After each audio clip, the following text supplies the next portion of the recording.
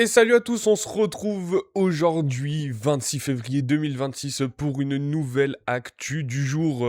On se retrouve pour parler des matchs de Ligue des Champions. Pour ceux qui ne connaissent pas le principe, bienvenue sur Attrick FR, le média où l'on parle foot tous les matins. On va faire actu du jour 10h midi, du lundi au vendredi. On discute des matchs de la veille. Hier, on avait nos matchs retour de Ligue des Champions. Des matchs de barrage retour de Ligue des Champions entre le PSG et l'AS Monaco, le Juventus Galatasaray, Real Madrid Benfica, Atalanta Dortmund, on va en parler. On va parler des matchs de ce soir avec le match du LOSC en barrage de Ligue Europa. On aura aussi un petit match intéressant entre Nottingham Forest et Fenerbahçe. On va discuter de tout ça et évidemment on fera notre petite revue de presse. Donc voilà, bienvenue à tous, installez-vous, j'espère que vous allez tous très bien. On est en live tous les matins pour parler football. Voilà, peut-être que vous me voyez un peu mieux sur TikTok. Alors, petit point promo avant, évidemment, avant de commencer. Si vous êtes sur Twitch, vous pouvez voir mon écran sur ce live. N'hésitez pas à venir discuter, à vous manifester dans le chat pour discuter football. N'hésitez pas aussi à me suivre, hein, ça nous aide toujours pour continuer à avancer dans nos projets. Si vous êtes sur TikTok, n'hésitez pas là aussi à me suivre, à venir discuter dans le chat, hein, je réponds à tout le monde. N'hésitez pas aussi à échanger, à venir discuter. En tout cas, on est en live tous les matins. Sinon, vous avez la chaîne YouTube @trickfr pour voir tous les replays de nos émissions, que ce soit ces actus du matin ou les émissions que l'on a faites. Le dernier épisode de Farmer Street, l'émission où l'on débriefe chaque journée de Ligue 1, est disponible sur la chaîne YouTube. Si vous ne pouvez pas nous écouter, si vous pouvez pas nous voir, vous pouvez nous écouter en tout cas sur les plateformes de podcast, Apple Podcast, Deezer, Spotify et Amazon Music. Voilà.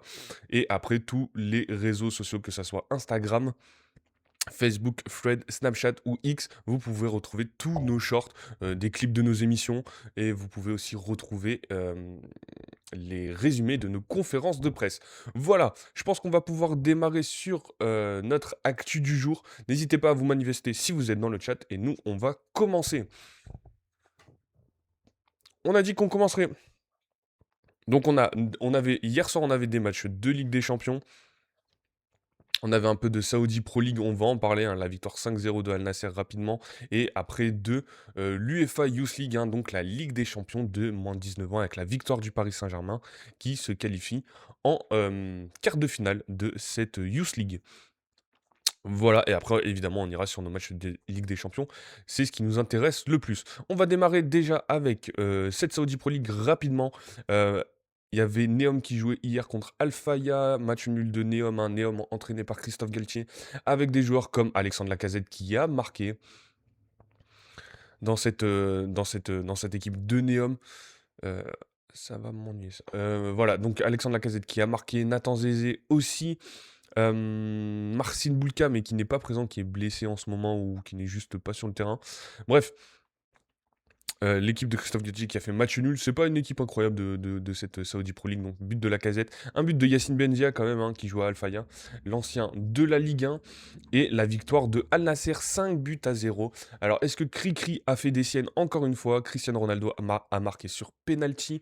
Kingsley Coman, hein, le français, qui a doublé la mise. Après c'est Inigo Martinez, l'ancien du Barça, qui a marqué à la 42e minute. Sadio Mané aussi est venu de son petit but sur une passe décisive de Cristiano Ronaldo et une nouvelle fois Inigo Martinez qui marque le 5-0 au classement. Al Nasser est premier enfin de cette Saudi Pro League avec 58 points, 2 points d'avance sur Al Ahly, on le rappelle. Cristiano Ronaldo depuis qu'il est en Arabie Saoudite, donc ça commence à faire un moment, hein, 3-4 ans il me semble. Il n'a toujours pas remporté le trophée de champion, donc pourquoi pas pour cette année. Voilà, il me semble qu'il reste une dizaine de matchs, hein, c'est à peu près comme c'est le même format que la Ligue 1 ou les championnats classiques. Donc Al Nasser, premier de Saudi Pro League. On va pouvoir passer. On va rapidement parler de l'UEFA Youth League, hein, le Paris Saint-Germain qui s'est imposé 6-1 dans cette Youth League avec un doublé de Ayari. Mungagné une nouvelle fois qui vient marquer, Jean Jal et après on a Ider et Kafi qui ont marqué pour le Paris Saint-Germain qui est qualifié pour ses quarts de finale de Ligue des Champions. Enfin, Ligue des Champions de moins de 19 ans exactement contre cette équipe de AJK. Alors c'est exactement AJK Finlande. Donc c'est Helsinki, voilà, un club de Helsinki de moins de 19 ans qui perd contre le Paris Saint-Germain. Euh, Qu'est-ce que je voulais. Donc oui, le Paris Saint-Germain qui est qualifié pour les quarts de finale. Qu'est-ce que l'on a aussi? Ça va m'ennuyer ça, hein. L'Atlético Madrid qui s'est qualifié contre le Maccabi Haïfa. On a Benfica qui a mis 6-2 à l'AZ Alkmaar. Le Real Madrid qui élimine Chelsea, hein. On sait que Chelsea, ils ont pas mal de jeunes joueurs. Le Real Madrid, hein, la Castilla qui vient s'imposer contre Chelsea. 1-0, comme, comme hier soir. Le Real s'est imposé. On va en parler dans cette Ligue des Champions. Villarreal aussi contre le Legia Varsovie 2-1 et le Club Bruges contre Zilina. Voilà pour ces huitièmes de finale, hein, il me semble, de l'UEFA Youth League. Calendrier. Donc on aura le Club Bruges contre l'Atlético Madrid contre le Club Bruges, donc la revanche chez les jeunes, hein, après ces barrages de Ligue des Champions. On aura l'Inter contre Benfica, l'Inter continue son parcours dans cette Youth League. Le Real Madrid contre le Sporting et Villarreal contre le PSG. Voilà, hein, on rappelle c'est des matchs secs, hein, dans ces matchs chez les jeunes, dans cette Youth League. Et ça aura lieu le 17 mars. Voilà. On va pouvoir continuer évidemment. On va aller sur notre sujet principal, hein, dont l'on souhaite parler, c'est la Ligue des Champions, les matchs retour, les derniers matchs retour de barrage de Ligue des Champions. Donc une nouvelle fois, 3 sur 4 en pronostic, hein. J'avais dit que Dortmund allait se qualifier. Ça a été une défaite, hein, pour les hommes de Dortmund et une élimination 4-1 pour l'Atalanta contre cette équipe de Dortmund. On va revenir dessus. J'ai dit que Galatasaray passerait. J'ai eu chaud quand même, hein. On rappelle un match aller 3-0, non 5-2 pour Galatasaray contre la Juventus de Turin. La Juventus menait 3-0 dans ce match. Et c'est en prolongation que Victor Osimhen et Yilmaz, il me semble, viennent marquer et viennent éliminer cette Juventus de Turin de Luciano Spalletti. Le PSG contre l'AS Monaco, une nouvelle fois Monaco qui prend un carton rouge dans ce match. Euh, Monaco qui enchaîne les cartons rouges, hein, et qui est éliminé. Le Paris Saint-Germain qui passe, hein, ils avaient gagné 3-2 à l'aller. Match nul, 2 buts partout au retour, donc qualification du Paris Saint-Germain.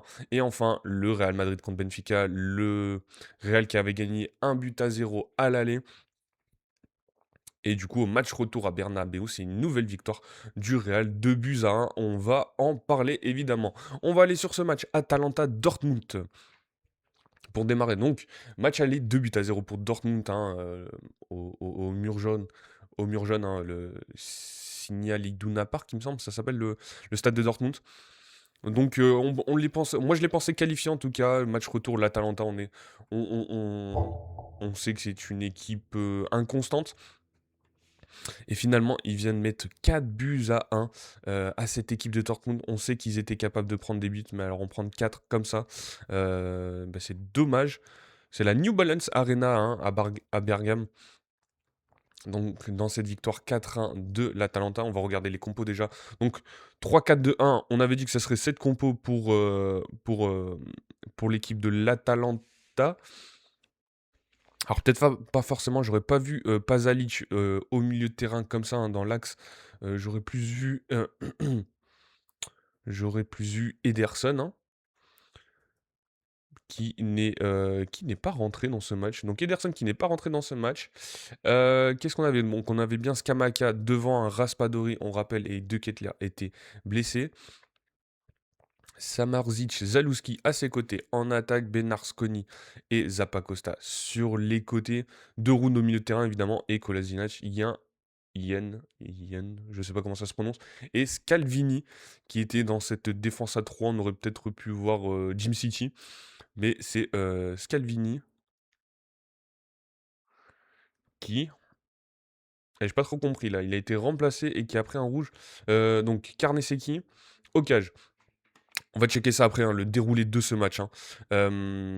Côté Dortmund, 3-4-2-1 de la part de Niko Kovac, avec Kobel dans les cages, Emre Can qui est de retour de blessure, Anton et Ben Sebaini dans cette défense à 3, Ryerson en piston droit, Svensson en piston gauche, Nmecha Bellingham au milieu de terrain, c'était annoncé, Beyer, Brandt, Guirassy devant, c'était annoncé aussi. Fabio Silva qui rentre à la 60e minute, Chukwuemeka aussi, euh, et Karim Adeyemi qui rentre à la 70e minute avec couteau. Alors, au final, dans ce match, qu'est-ce qui s'est passé? Déjà, on va aller checker les stats. 2,61 d'expected goal pour l'Atalanta, 0,93 pour Dortmund, hein. Dortmund qui avait quand même la possession sur le match, 56% de possession, mais seulement 7 tirs, 4 cadrés, alors que l'Atalanta en a 15 tirs et 9 cadrés. 5 grosses occasions pour l'Atalanta, 5 corners, un seul corner pour Dortmund, alors qu'on sait qu'ils ont 2-3 babards pour les corners. 80% de possession, 80% de passes réussies pour Dortmund, 79. C'est plutôt équilibré. 5 cartons jaunes de la part de Dortmund, hein, ce match a été un peu tendu, j'ai l'impression, et 2 cartons rouges. Alors, on va essayer de comprendre ce qui s'est passé juste après, donc enfin, plutôt une domination de l'Atalanta sur les tirs, hein, offensivement. Sur le résumé de ce match. Donc dès la 5e minute, Scamacca, hein, le buteur italien, vient marquer euh, pour donner l'avantage à l'Atalanta. Donc déjà, premier carton jaune de la part de Ben Sebaini dès la 13e minute. Zappa Costa qui vient doubler la mise à la 45e. Donc en fin de première mi-temps, les deux équipes étaient déjà revenues à égalité, donc tout était relancé. On avait donc 2 buts partout sur les scores cumulés. Retour de la mi-temps, c'est Emre Can qui prend son carton jaune à la 53e minute. 57e, Pasalic qui vient donner l'avantage à l'Atalanta, 3 buts à 0 avec une passe décisive de 2 rounds. Donc 57e, 3 buts à 2 au score cumulé pour l'Atalanta. Fabio Silva, donc Chukwuemeka qui rentre à la 60e minute. 69e, Yen qui prend un carton jaune. Fabio Silva aussi, hein, 10 minutes plus tard après son entrée, il prend son carton jaune. Donc, c'est bien Beyer, Brandt qui sont sortis. D'accord, Couteau Adeyemi rentre à la 70e minute. Ryerson, Bellingham sort. Pour l'instant, on est plutôt OK. Donc, Kristovic, Ahanor qui rentre à la 73e minute à peu près. Scamacca, Kolasinac qui sortent. 3 buts à 1 pour Karim. Pour l'Atalanta, c'est Karim Adeyemi qui vient réduire le score. Donc là, au score cumulé, on est à 3-3, hein, dans cette fin de match, avec Chukwuemeka qui fait la passe décisive pour Karim Adeyemi. Donc pour l'instant, on est à 3-3 au score cumulé, hein. Ensuite, 77e, Jim City qui rentre à la place de Scalvini. Donc là, on est plutôt d'accord. 85e, Souleymana qui rentre à la place de Zaluski, on est d'accord. Schlotterbeck, qui n'est pas en jeu, qui prend un carton rouge. Donc il y a dû avoir une bagarre qui a dû se déclencher. Donc Schlotterbeck, qui n'est pas en jeu, qui prend son carton rouge. Et Scalvini, en fait, qui venait de sortir, hein, 10 minutes plus tôt, voire 20 minutes plus tôt, qui prend lui aussi un carton rouge. Donc en fait, les deux équipes ont bien fini à 11. Scalvini sera suspendu du coup pour les quarts de finale, hein. Rami Ben Sebaini qui prend un deuxième carton jaune, donc qui est expulsé. Là, pour le coup, Dortmund finit vraiment à 10. Et en fin de match, 90e plus 6, donc c'est pour ça qu'il y a dû avoir cette bagarre, hein, que ça a dû partir en cacahuète. Il y a dû avoir un penalty contesté de la part de Dortmund. Ça a dû un peu partir dans tous les sens. Et au final, penalty tiré par Samardzic. Et victoire 4 buts à 1 de la part de l'Atalanta. Ryerson qui prend un carton jaune en fin de match. Une nouvelle fois, alors qu'il n'est plus en jeu. Donc voilà, qualification de l'Atalanta, 4 buts à 1 pour ce barrage de Ligue des Champions qui élimine Dortmund, hein. Donc voilà, l'Atalanta que j'aurais pas vu en huitième de finale, mais qui s'est bien qualifié pour la suite de la compétition. On verra contre qui il tombe. On rappelle le tirage, c'est demain. Peut-être qu'on le suivra, j'ai dit qu'on le suivrait, je suis pas sûr, hein, en fonction de tout ce qui est conférence de presse, tout ça, je serai peut-être pas forcément présent. Mais en tout cas, on verra l'adversaire de l'Atalanta pour ces huitièmes de finale. On avait un autre match aussi très très intéressant, le Juventus Galatasaray. Donc, on le rappelle, au match aller, le Galatasaray avait gagné 5 buts à 2 contre la Juventus de Turin. La Juve avait déjà pris un carton rouge au match aller par Cabal et s'était incliné 5 buts à 2 sur une défense assez médiocre, hein, de la Juventus de Turin. Pour ce match, donc, match retour au Juventus Stadium, hein, la Juve contre Galatasaray. Au niveau des compos, Luciano Spalletti était repassé sur une défense à 4, avec Perrin dans les cages, hein, pas de Di Gregorio. McKinney était latéral, avec Gatti et Kelly en défense centrale, et Pierre Kaloulou à droite. Alors il y a peut-être une inversion entre McKinney et Koop Miners, hein. Koop Miners était sûrement latéral sur ce match. Donc au milieu de terrain, on avait Locatelli, Kefren Turam. Là, c'est du classique par contre. Kenan Yildiz à gauche. Jonathan David était bien titulaire en pointe avec Fabio oui, c'est Fabio Conceição, le fils de Sergio Conceição, qui était titulaire à droite. Côté Galatasaray, Kachir dans les cages. Tchakir titulaire dans la cage. Salai à droite, Davidson Sanchez et Bardakchi en défense centrale, Ismail Jacobs à gauche. Au milieu de terrain, Torreira, Lemina, Mario Lemina, l'ancien de l'Olympique de Marseille, l'ancien niçois, l'ancien de la Juve aussi. Noah Lang était titulaire côté droit, Gabriel Sara derrière l'attaquant et Yilmaz à gauche, avec Osimhen en pointe. Donc voilà pour les compositions au niveau des stats sur ce match. Donc ça a été un match qui est allé jusqu'aux prolongations, hein, avec cette victoire tout de même de la Juventus de Turin, 3 buts à 2, mais la Juve qui est éliminée. Donc 5-20 d'XG pour la Juve, hein, ça a été une totale domination de la Juve. 2-0-1 tout de même de la part de Galatasaray. La possession de balle était côté Galatasaray. Euh, sur la deuxième mi-temps principalement et sur la prolongation. 28 tirs au final de la part de la Juventus de Turin, des hommes de Luciano Spalletti. 28 tirs, 9 cadrés. Par contre, ça c'est très peu, hein, ça fait que un tir sur 3 est cadré. Oui, c'est ça, à peu près, hein. 16 tirs, 8 cadrés de la part de Galatasaray. Qu'est-ce que l'on a? 8 grosses occasions pour les Juventini. Qu'est-ce qu'on a? 9 corners, 9 corners pour la Juve, 4 pour Galatasaray. Au niveau de la précision des passes, 79% de passes réussies pour les Italiens. Et un carton rouge, hein, on va en parler de ce carton rouge, pour la Juventus de Turin.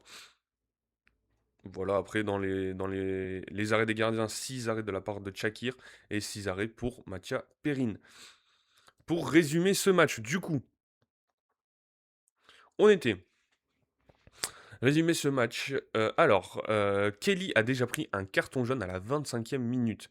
Euh, donc il était déjà suspendu au prochain match en cas de qualification pour la Juventus. Il y a pas mal de cartons, hein, en début de match. Osimhen qui prend un carton jaune pardon, en début de match. Salah qui prend un carton jaune aussi. Yildiz, hein, aussi. Et à la 37e minute, faute de Torreira, il me semble, dans la surface. Et c'est Locatelli qui vient marquer le penalty. Donc, penalty mérité, il y a pas de souci sur ça.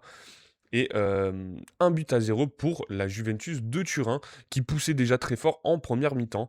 Et c'est Pinsoglio qui vient prendre un carton jaune. Donc, il me semble que c'est un adjoint de Spalletti. Je sais même pas si c'est un mec sur le banc.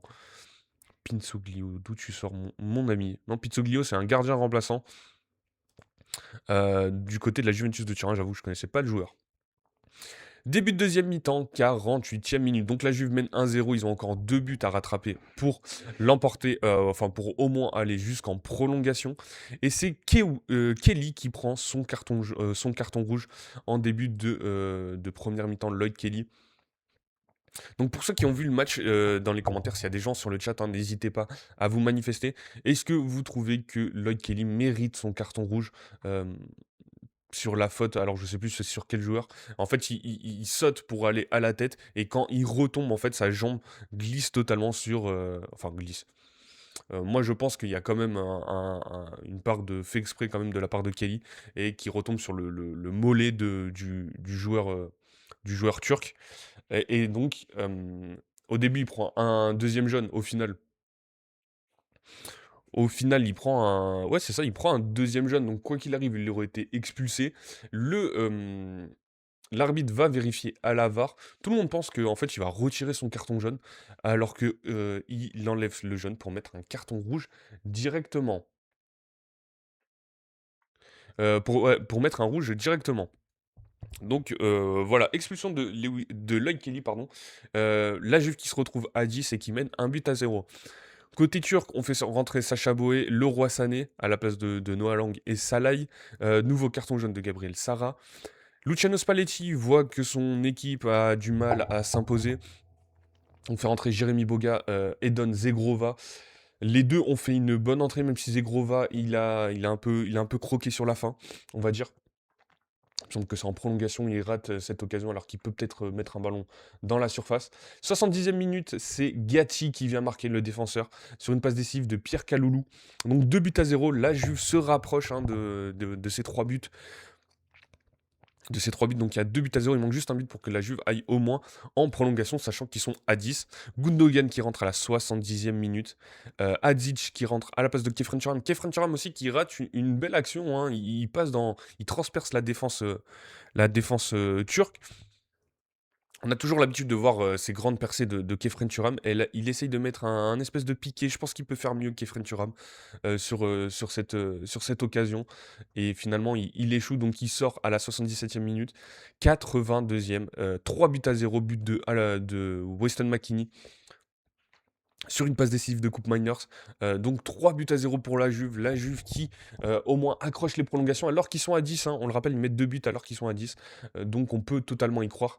Mauro Icardi, El Mali qui rentre côté Galatasaray. Et du coup, ça va aux prolongations. Aux prolongations, donc on est à 5-5 au final, hein, 3 buts à 0 sur le match, mais 5 buts partout. euh, sur les scores cumulés. 103e minute, Miretti qui rentre à la place de Kenan Yildiz, Wilfried Singo qui rentre à la place de Torreira. Et là, c'est le coup de massue derrière la tête pour la Juventus de Turin. Passe décisive de Yilmaz. Et c'est Victor Osimhen qui vient crucifier cette équipe italienne. C'est un but très très dur pour la Juve. Euh, mais bon, il y a pas de hors-jeu, il y a rien de compromettant. Et la Juve qui craque, Victor Osimhen, hein, le sang-froid, qui vient marquer pour Galatasaray. À partir de la deuxième mi-temps de prolongation, Kostic, Openda qui rentrent, qui font pas forcément la différence. Et c'est Yilmaz qui vient mettre le but en toute fin de prolongation, le 3-2, qui met fin aux espoirs des Italiens. On le rappelle, la Juve, hein, qui a joué qui a joué une mi-temps plus toute la prolongation à 10 et qui vient se faire éliminer par Yilmaz en toute fin de match. 3 buts à 2, score cumulé, enfin score de fin de match, donc 7 buts à 5 pour Galatasaray. Et c'est une élimination pour les Juventini, hein, pour les hommes de Luciano Spalletti qui sont éliminés de cette Ligue des Champions. Donc on a pas mal de surprises, hein, pour la suite de cette compétition. C'est huitième de finale de Ligue des Champions. On rappelle, hein, Bodo Glimt qui s'est qualifié, Atalanta qui s'est qualifié, l'Atlético aussi, le Bayer Leverkusen. Et donc Galatasaray qui élimine la Juventus de Turin.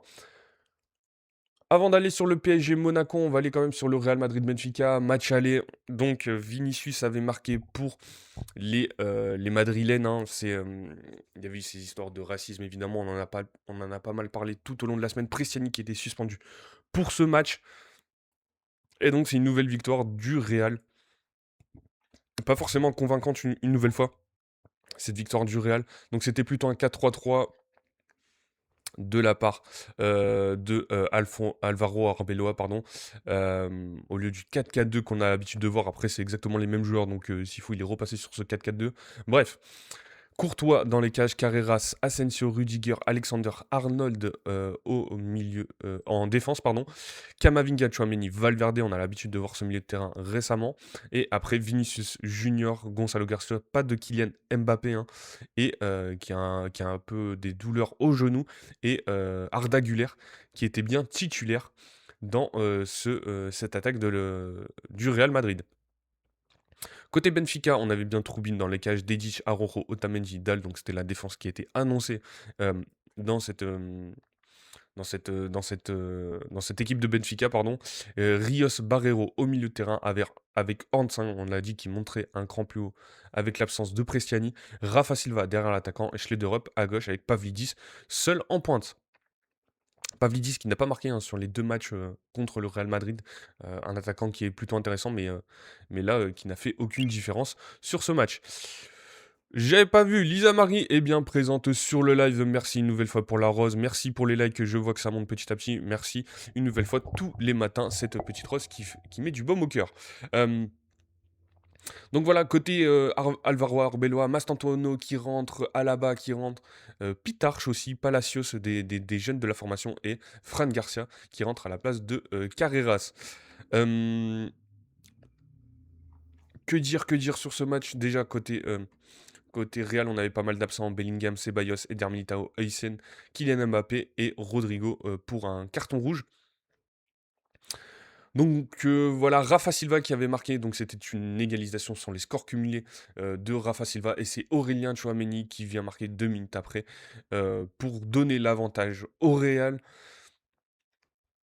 En deuxième mi-temps, on a Vinicius Junior, donc on a déjà Asensio qui sort pour blessure, hein, le défenseur madrilène. Et c'est Vinicius, hein, petit à petit, qui se relance, hein, sur ces 2 dernières saisons. Il n'avait pas été très impressionnant, Vinicius Junior. On rappelle, hein, son début de saison, il est très très compliqué, il marque très peu de buts. Et là, depuis quelques matchs, hein, depuis un bon mois même, on retrouve le Vinicius Junior, top joueur, hein, celui qui était prétendant au Ballon d'Or il y a 2 ans, qui vient marquer une nouvelle fois 2 buts à 1 sur une passe décisive de Fede Valverde et qui donne la victoire au Real de Madrid. Donc, au score au cumulé, 1 but à 0 à l'aller pour le Real, 2 buts à 1, donc 3 buts à 1 au final. Pas de mauvais tour de la part du Special One José Mourinho, euh, avec son ancienne équipe et Alvaro Arbeloa qui qualifie donc le Real contre le Benfica. On verra contre qui ils tombent, je sais même plus contre qui ils peuvent tomber, hein. Il y a le choix entre 2 équipes pour le Real. Euh, la question, hein, c'était Bulbe qui nous le posait hier dans le chat. Est-ce que un club espagnol sortira de ses huitièmes de finale? Le Real, ça risque d'être compliqué, hein, vu ce qu'il nous propose sur le terrain. Ça peut être très très compliqué. On le rappelle, ils ont une nouvelle fois perdu ce week-end contre Osasuna. Le Barça aussi, hein, alors, c'est pas parce que j'ai un maillot du Barça aujourd'hui que je suis anti-madrista. Le Barça aussi, ça va être très compliqué, sachant qu'ils peuvent prendre le PSG sur ces huitièmes de finale. Pas sûr que le Barça passe aussi les huitièmes. Qu'on soit très clair. On va aller sur le match qui nous intéressait plus particulièrement quand même entre le Paris Saint-Germain et l'AS Monaco. Match aller, le Paris Saint-Germain s'était imposé 3 buts à 2 alors que Monaco menait 2 buts à 0. On se souvient une nouvelle fois, l'AS Monaco qui menait dans ce dans ce match et qui fait match nul au final. Donc avant d'aller sur le match, on va regarder nos compositions.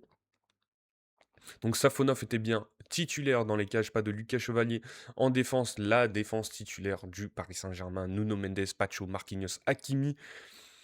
Au milieu de terrain, Neves, Vitinha, Zahir Emery. On rappelle, Fabien Ruiz est toujours blessé. Et en attaque, donc c'était ce qui a été annoncé au final, hein. On avait imaginé peut-être Désiré Doué à droite. Après, on sait que ça bouge beaucoup. Bref, Bradley Barcola titulaire, Désiré Doué, Vicha Kvaratskhelia. On rappelle, Ousmane Dembélé, le Ballon d'Or, est toujours blessé.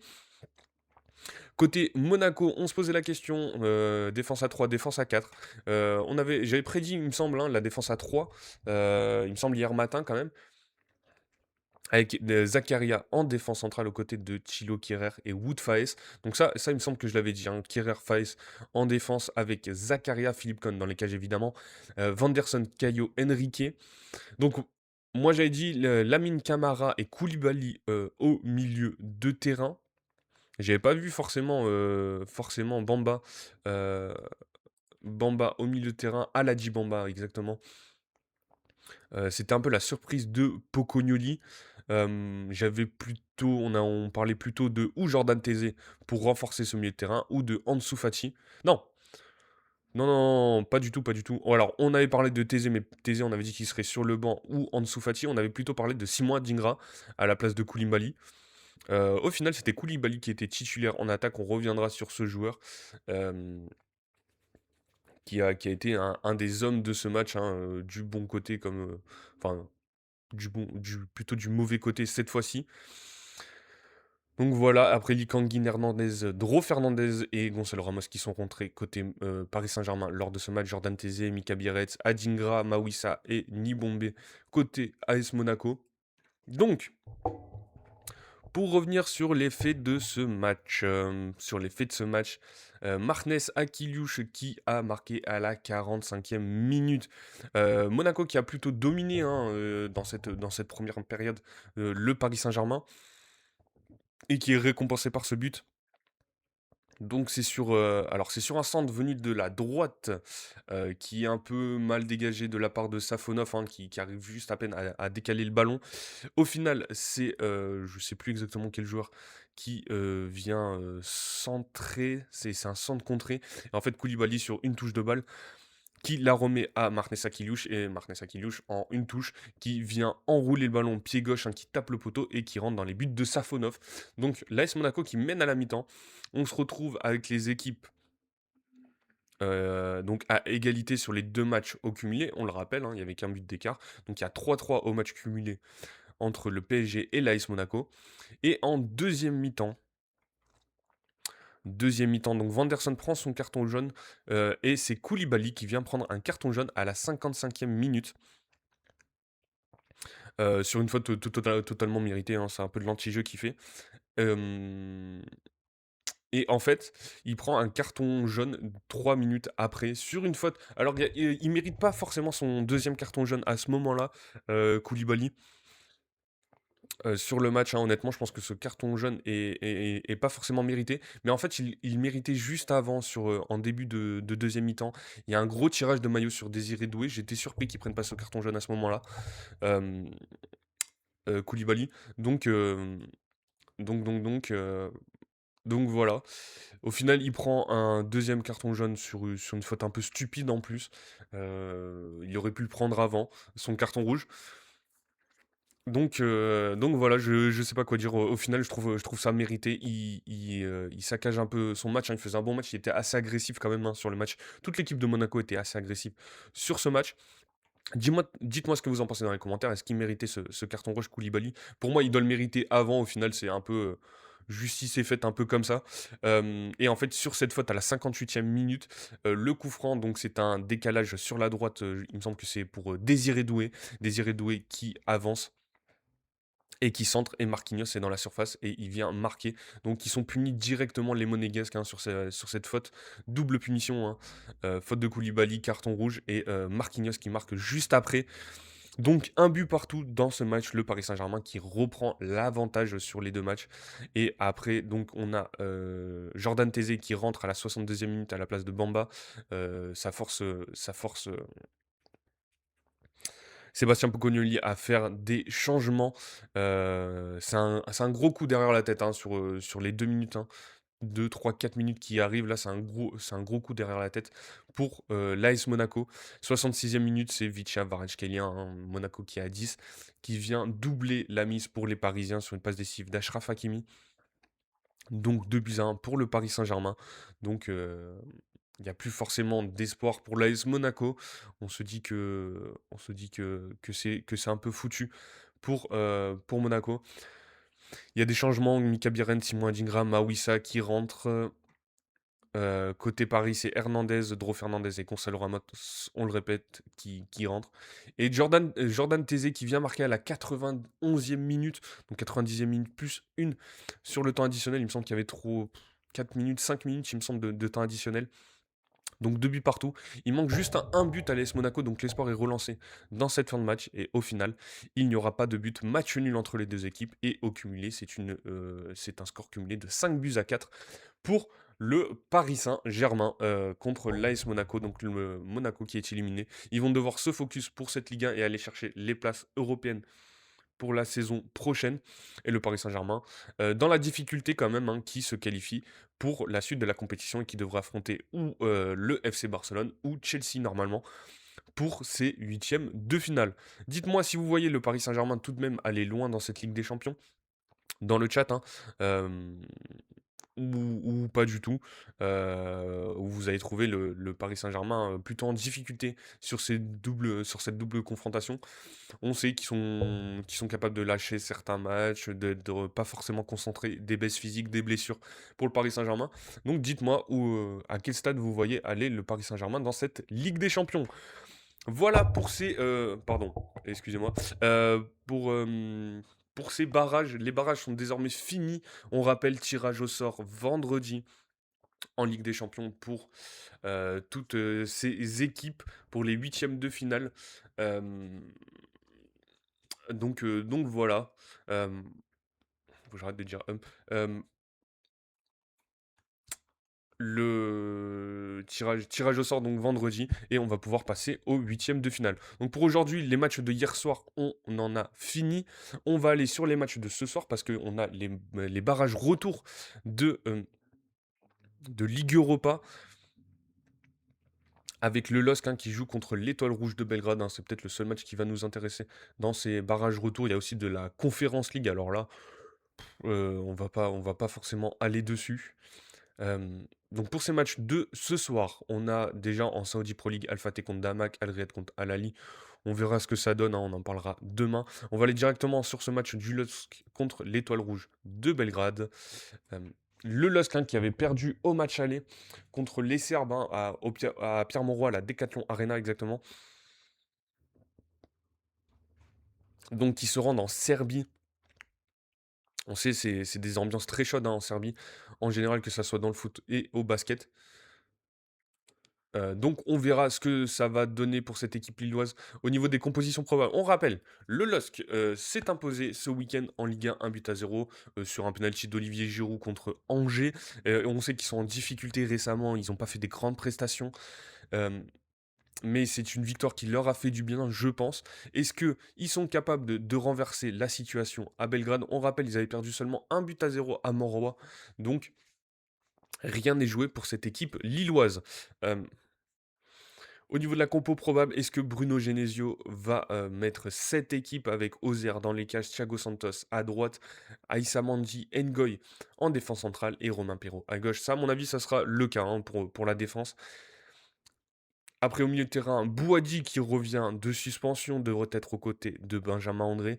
Je ne pense pas que ça sera Nabil Bentaleb, hein, je pense qu'il sera sur le banc. Ou sinon, il va apporter de l'expérience Bruno Genesio et il sort Bouhaddi qui a fait quelques mauvaises prestations récemment.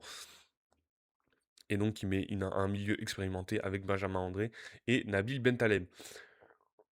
Sur cette attaque, ce milieu de terrain, est-ce que Gaëtan Perrin sera titulaire à droite avec Félix Correa à gauche et Akon Haraldsson en numéro 10? Ou on verra plutôt Félix Correa à droite et Mathias Fernandez Pardo à gauche avec Olivier Giroud en pointe. Là, on nous propose Fernandez Pardo en pointe. On verra ce que ça donne côté Bruno Genesio. L'Étoile Rouge de Belgrade, on nous avait annoncé Arnautovic. Au final, il était rentré en cours de match. Là, on nous l'annonce une nouvelle fois. On verra Owusu aussi, le Ghanéen Douglas Owusu, côté Étoile Rouge de Belgrade. On verra ce que ça donne. Et, et si le LOSC est capable de se qualifier. Au niveau des cotes, hein,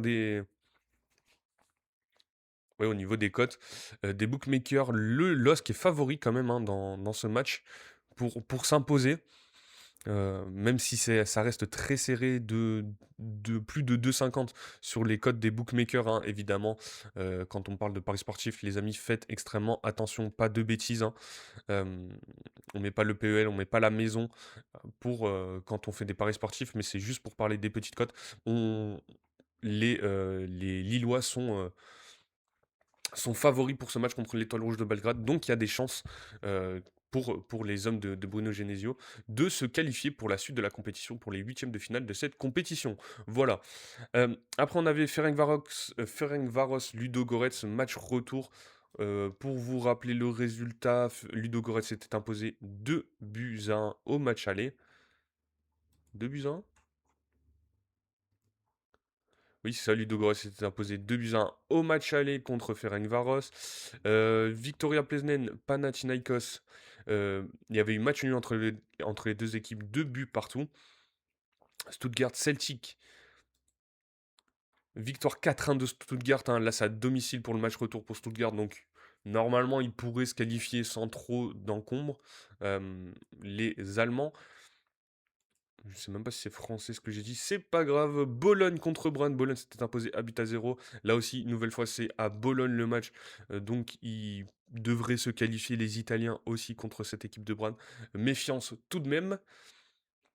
Le Celta Vigo contre le PAOK Salonique, hein, l'équipe grecque. Le Celta qui s'est imposé 2-1 au match aller. Là aussi, c'est match retour au Celta. Donc, les Espagnols se qualifieront-ils? Genk contre le Dynamo Zagreb. Genk s'était imposé. Match retour du coup à Genk. Là aussi, devrait avoir toutes les chances pour l'équipe belge. Et Nottingham Forest s'était imposé 3-0 contre Fenerbahçe. On rappelle Fenerbahçe qui avait énormément investi lors du mercato hivernal et qui avait perdu 3-0 contre une équipe en difficulté en première ligue pour Nottingham Forest. Mais c'était une victoire 3-0 et donc là aussi les Anglais ont toutes leurs chances de se qualifier pour ces huitièmes de finale de Ligue Europa. Ligue Conférence, on va juste rappeler les matchs, on va pas regarder les matchs aller, hein, mais la moitié des équipes je les connais pas honnêtement.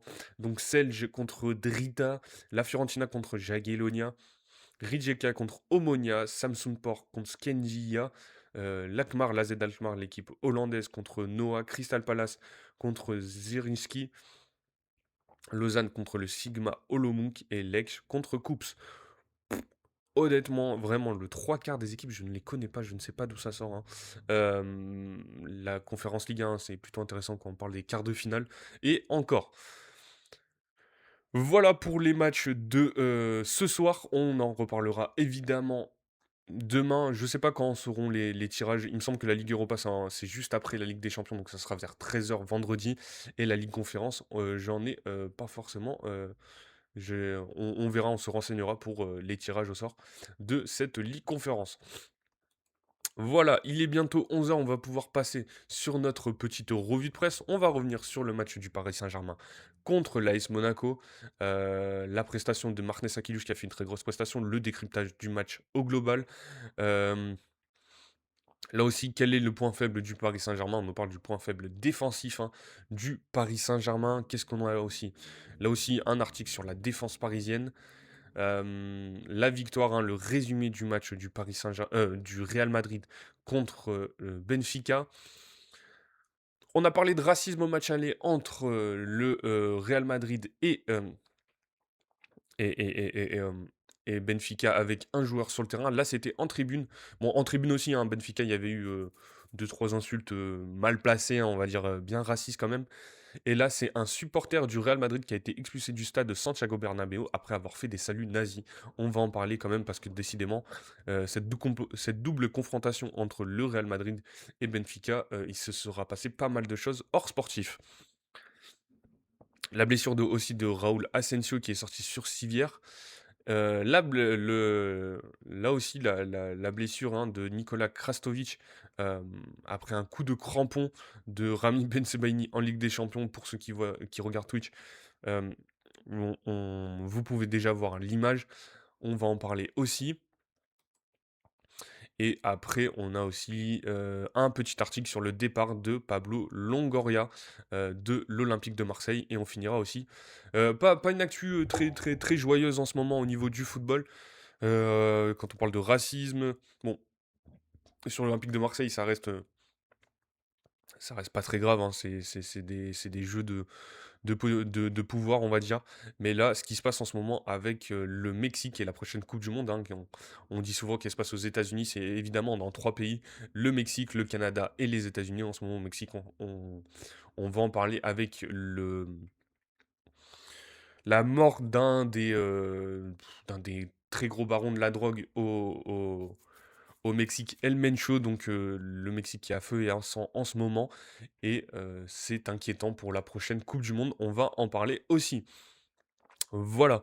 Euh, donc on va démarrer cette petite revue de presse avec quand même du sportif entre Marnes Aquilius, hein, Marnes Aquilius, le gros match qu'il a présenté contre le Paris Saint-Germain. On disait que c'était un peu une de ses dernières cartouches, un des derniers gros matchs avant la liste de Deschamps pour les matchs de l'équipe de France en mars. Il me semble qu'il va rejouer, l'AS Monaco va rejouer le Paris Saint-Germain au Parc des Princes en Ligue 1 bientôt. Donc ça sera une des dernières cartouches avant cette Coupe du Monde. Voilà, je vais juste prendre un coup d'eau avant et on part juste après.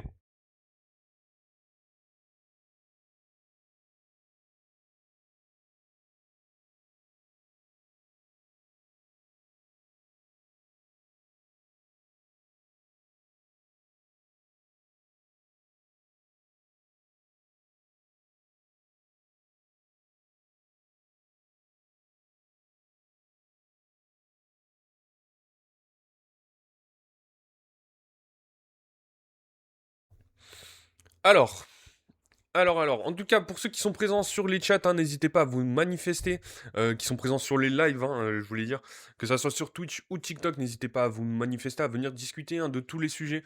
On peut dévier hein, de certains sujets, hein. Nous on a notre ligne conductrice, et après on peut évidemment dévier sur tout ce qui se passe, hein. On peut parler football, mais de plein d'autres actualités. Voilà, donc n'hésitez pas à vous manifester sur le chat. En tout cas, merci pour les likes, hein. Je vois qu'on a à peu près 1300 likes sur le live TikTok. N'hésitez pas à continuer aussi à liker le live, hein, ça nous fait monter dans le référencement. On va pouvoir démarrer pour cette revue de presse. Donc, Marnes Akiliush, buteur et faux follet malgré l'élimination en Ligue des Champions. La symphonie inachevée contre le PSG de Marnes Akiliush. Un article de Romain Lafont, hein, journaliste de l'équipe. Alors, auteur d'une première période de remarquable en barrage, retour de Ligue des Champions ponctué par un but, le milieu offensif international Marnes Akiliush a été à la hauteur de l'événement malgré l'élimination monégasque contre le PSG. Ce mercredi, il aurait même pu souffrir une balle de 2-0. Il était attendu, il le savait, malgré sa hanche qui couine et des performances pas toujours régulières cette saison, il a été à la hauteur de l'événement et montré pendant 45 minutes qu'il n'aurait pas fait tâche dans le camp d'en face.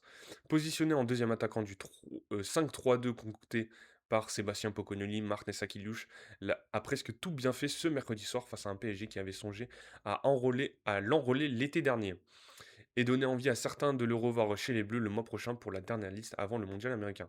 On le rappelle, on en a parlé, hein, le montant du transfert de Marc Nessakiliouche, l'AS Monaco, la saison dernière, on demandait quasiment 70 millions d'euros pour l'attaquant français. Il avait même eu des offres à, je crois, plus de 40-45 millions, un truc comme ça, de la part de l'Inter. Au final, il n'avait pas bougé de l'AS Monaco. Le Paris Saint-Germain, comme c'est dit dans l'article, voulait lui aussi enrouler Martinez Akilouche en cas de départ de Kanginli. Au final, ça s'est pas fait et il était resté sur le rocher pour cette saison, l'attaquant français. Donc évidemment, on retiendra son but juste avant la pause après une remise superbe de Mamadou Koulibaly, son premier de la saison en Ligue des Champions, ce qui dit en creux tout de la marge de progression qu'il possède en termes d'efficacité. Même s'il a aussi donné 3 passes décisives dans cette campagne de Ligue des Champions, mais il y a eu bien plus que cela, notamment au cours de 45 premières minutes où il a éclairé le jeu de l'AS Monaco avec une constance admirable. D'abord ce sublime contrôle dans la course côté gauche pour déposer Achraf Hakimi et offrir du caviar à Mamadou Koulibaly qui a tout gâché en envoyant sa frappe au-dessus. C'est vrai, cette première action hein, de Martinez Akilouche. Il peut même tirer, lui qui est gaucher, même si l'angle est un peu fermé, il peut essayer de la mettre au lieu de faire la passe à Mamadou Koulibaly. Alors, il fait un très bon match offensivement, mais à noter aussi que défensivement, il s'est pas mal donné, hein. Il a fait un bon pressing, Martinez Akiliouche, et, et ça a été payant pour l'AS Monaco parce qu'au final, c'est toute l'équipe qui s'est mis au diapason dans cette première mi-temps, du moins. Alors, libre et partout à la fois. Ensuite, ses conservations de balles magnifiques lorsqu'il était mal embarqué pour donner de l'air à ses partenaires lors des rares fois où il en manquait en première période, ou pour embarquer plusieurs adversaires et libérer des espaces pour les autres. Comme à la 23e minute, cette fois sur le côté droit sur une action qui a abouti à une frappe de Vanderson. Dans ce rôle de deuxième attaquant, Akliouche était très libre, cela lui allait très bien et il était un peu partout, bonifiant la plupart des ballons qui lui arrivaient sous les crampons. On le vit même à la 70e minute s'en sortir au milieu de 4 adversaires et en déséquilibre, rappelant l'incroyable photo d'André Iniesta entouré de 5 Italiens en finale de l'Euro 2012 façon Olive et Tom. Alors, juste avant de continuer l'article, il y a une petite vidéo sur les déclarations de Marknes Akilouche juste après le match. Il nous dit il y a de la frustration et de la fierté. Je vais essayer de vous mettre le son correctement et je vais pas parler hein, par-dessus. Je dirais que de la frustration, forcément. Parce que, parce que voilà, je pense qu'on aurait pu aller chercher quelque chose aussi aujourd'hui, aller chercher la qualif, forcément.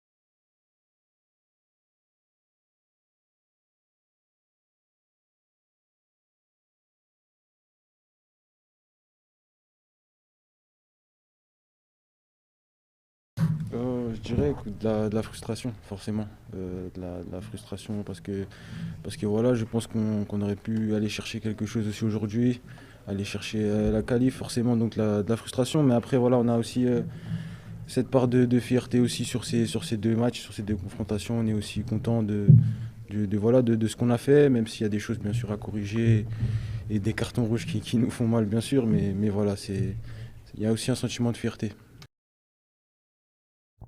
Donc voilà pour la déclaration de Marknes Akiliouche. Euh, du coup, je sais même pas si vous avez entendu ce que j'ai dit avant. Bref, en tout cas, merci une nouvelle fois pour la rose et pour les likes sur le live. On a passé les 2000 likes. On continue sur cet article sur la prestation hein, du jeune attaquant français. Comme un chant du cygne, puisqu'il allait sortir presque dans la foulée à la 74e minute, lorsque son entraîneur a décidé que le match était plié et qu'il était l'heure de le reposer en vue d'Angers samedi. Pas question de prendre de risque avec un joueur qui, à cause de sa blessure à la hanche contractée contre Nantes, le 13 février n'avait tenu que 57 minutes à l'aller avant de déclarer forfait à Lens le week-end dernier, et qui est de loin le joueur le plus utilisé du club de la Principauté avec déjà 2672 minutes, toutes compétitions confondues. 4. Marnes Aquilouche est impliqué sur 4 buts en 10 matchs de Ligue des Champions cette saison. Un but, 3 passes décisives, soit le même bilan en autant d'apparitions la saison dernière. 2 buts, 2 passes décisives. Martinez était prêt à rendre service à l'équipe, a expliqué le technicien belge. On sait que ce genre de match a un grand attrait pour lui. Il a envie de montrer qu'il peut être décisif. Il l'a été. Je suis très content de son jeu. Il a été bon avec et sans ballon. Les supporters monégasques seront sans doute nombreux à regretter qu'il ne l'ait pas gardé un peu plus longtemps. À la 53e minute, alors que Folarin Balogun lui avait peut-être ouvert le chemin du but par un appel tranchant sur la droite. Plutôt que d'aller défier seul Marquinhos au plein axe, Akliouche a préféré servir l'Américain dont la frappe a été contrée par Pacho. Il y avait un but à 0. Monaco jouait à 11, tous les espoirs étant encore permis, de quoi donner un petit goût d'inachevé à une symphonie qui n'aura pas été loin de nous enchanter. Voilà pour. Dites-moi ce que vous avez pensé de la prestation de l'AS Monaco et du joueur au global. Est-ce qu'ils auraient peut-être mérité d'aller aux prolongations, cette équipe monégasque, où la défaite a été plutôt logique.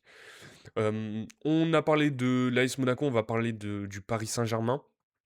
On va d'abord aller sur la tactique hein, de Sébastien Pocognoli sur ce match, hein, qui est le plan qui a presque fait dérailler le tenant du titre. Le plan qui a presque fait dérailler donc le Paris Saint-Germain de l'AS Monaco. Et après, on parlera de la charnière centrale Pacho Marquinhos hein, euh, pour ce Paris Saint-Germain. Pardon. Au-delà d'un ultime. Au-delà d'une ultime occasion monégasque qui aurait pu tout changer, le Paris Saint-Germain a douté mercredi soir en play-off retour de la Ligue des Champions. Avant l'exclusion de Mamadou Koulibaly, le plan de Monaco a particulièrement gêné le milieu du tenant du titre. Un article de Timothée Pinon. Woodface se demandera longtemps pourquoi il n'a fait qu'effleurer cet ultime ballon. S'il avait repris plus franchement le centre de Lamine Camara au bout du temps additionnel, que se serait-il passé? Le défenseur central belge a épargné quelques mots de tête supplémentaires à Luis Enrique. Mais cela... Hop là... Désolé.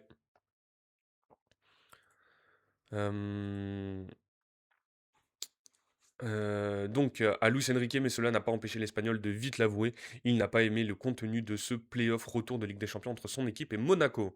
Au moment de le confier au diffuseur de la rencontre, le technicien pensait très fort à cette première période qui avait vu les siens se faire bousculer par l'ASM, et un peu plus que ça. À mi-chemin, les visiteurs menaient sans qu'il n'y ait rien à redire, auteur d'un premier acte de très haut niveau. Martinez avait ouvert la marque et Paris était bien embêté, empêtré dans ce marquage tout-terrain imposé par son adversaire. Un passage payant en 3-5-2. Dans l'axe, le trio Vitinha, Warren Zahir Emery, Joao Neves avait la tête sous l'eau. Il faut dire que Sébastien Poconoli avait bien révisé.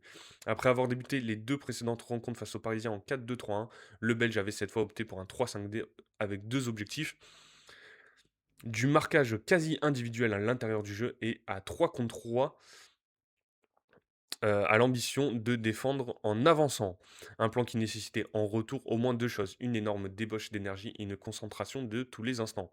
Très vite, tout le monde avait compris que ces deux cases seraient cochées, il s'agissait de volume à l'image de ces 3,2 km que les Monégasques avaient parcourus, de plus que leur adversaire à la pause, mais d'un peu plus que ça. On va le voir en palette, donc n'hésitez pas à aller sur Twitch si vous souhaitez voir mon écran, je vais essayer de l'expliquer le plus facilement possible pour ceux qui sont sur TikTok.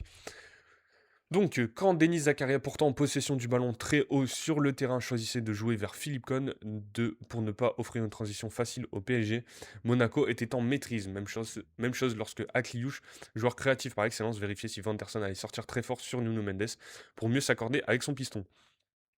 Juste avant d'aller sur ce point tactique, il y a un point que je voulais souligner dans ce match Paris Saint-Germain-AS Monaco, c'est que Monaco a donné pas mal de munitions alors qu'il faisait un bon match à chaque fois. Monaco a réussi à se mettre en danger, même s'ils faisaient, on le dit, une première mi-temps. Ils avaient tendance à faire à se mettre en danger tout seul sur des relances au pied de Philippe Cohn, sur deux, trois approximations, que ça soit Woodface ou les latéraux, Vanderson ou Caio Henrique. Et du coup, ça donnait des munitions au Paris Saint-Germain. Donc, on va aller regarder donc en palette. Donc, c'est une attaque de l'AS Monaco sur cette équipe du Paris Saint-Germain. Donc on a au milieu de terrain, pour ceux qui ne voient pas, Lamine Camara qui est entouré de 3 joueurs parisiens. On a toute l'équipe parisienne dans son camp. Et l'AS Monaco qui est dans le camp parisien. On a deux joueurs en retrait avec Denis Zakaria. Et là sur le côté ça doit être Vanderson je pense ou Thilo Kehrer. Donc Lamine Camara est entouré de 3 parisiens. Euh, donc il est serré de près par plusieurs adversaires. Camara préfère remiser vers Denis Zakaria pour ne pas perdre le ballon. Donc il remise donc vers l'arrière. Et au final, c'est une perte de balle.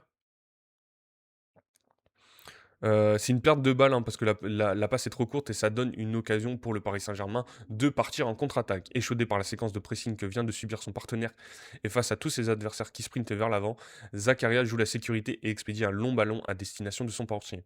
Donc voilà, si Denis Zakaria perdait le ballon, ça aurait pu être dangereux, mais en fait il fait une grande passe vers Philippe Cohn. Son choix mature permet à son équipe de ne pas courir le risque d'une transition offensive parisienne foudroyante. Deuxième séquence sur cette première image. Donc, on a Pacho avec le ballon, le défenseur parisien, seul devant le pressing parisien. Donc, on a Vanderson qui sort très fort vers Nuno Mendes, Akliouche qui va faire le pressing sur Pacho. Et c'est du 1 contre 1 quasiment au milieu de terrain. Sur cette première image, Akliouche cherche à comprendre ce que Vanderson souhaite faire à cet instant. À cet instant, il estime que son équipe est en place et semble demander à son piston de ne pas sortir trop fort. Donc c'est ce que je vous disais, Vanderson qui va faire un grand sprint vers... alors c'est peut-être Hakimi ou Nuno... Non, c'est Nuno Mendes, côté gauche. Donc Akliouche est obligé de faire le pressing sur Pacho.